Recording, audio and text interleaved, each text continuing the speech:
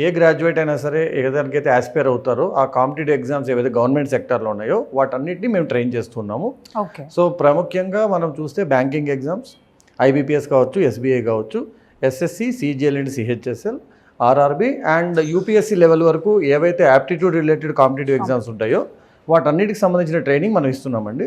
Start చేయడానికి ముఖ్య ఉద్దేశం ఏంటి అంటే అప్పటికి అండ్ ఇప్పటికి కూడా మనకి చాలా ఇన్స్టిట్యూట్స్ ఉన్నాయి. కరెక్ట్. వాటిలో ఏవైతే నాణ్యత విషయంలో మిస్ అవుతున్న అంశాలు ఉన్నాయో వాటన్నింటినీ కవర్ చేస్తూ మనం కనుక ట్రైనింగ్ ఇస్తే గ్రాడ్యుయేట్స్ అతి తక్కువ కాలంలో ఈ ఎగ్జామ్స్ని క్రాక్ చేసుకొని వాళ్ళ కెరియర్ స్టార్ట్ చేస్తారనే ఉద్దేశంతో ఆ క్వాలిటీ మాత్రమే మేము ముఖ్యంగా ప్రయారిటీ ఇచ్చుకుంటూ స్టార్ట్ చేసిన అకాడమీ అనమాట. సో ఇప్పటికి కూడా అదే విధంగా చేస్తున్నాము. ఒక ఉదాహరణ చెప్పాలి అంటే మీరు ఎప్పుడైనా బ్యాంకింగ్ ఎగ్జామ్ సెంటర్ అన్నా లేదంటే ఒక ఎస్ఎస్సి కోచింగ్ సెంటర్ అన్నా క్లాస్లో మినిమం 200 నుంచి 400 మంది ఉండడం అనేది నార్మల్ విషయం. కానీ లేస్ అకాడమీ స్టార్ట్ అయిన ఈ 17 ఏళ్లలో కూడా ఏ రోజు మేము ఒక బ్యాచ్లో 25 మించి ఒక స్టూడెంట్ కూడా తీసుకోవడం జరగలేదు. ఓకే, క్వాలిటీ ప్రొడ్యూస్ చేయడం కోసం. అండ్ మా దగ్గర జూనియర్ ట్యూటర్స్ అంటూ ఎవరూ లేరు. నేను ఫౌండర్ అండ్ డైరెక్టర్.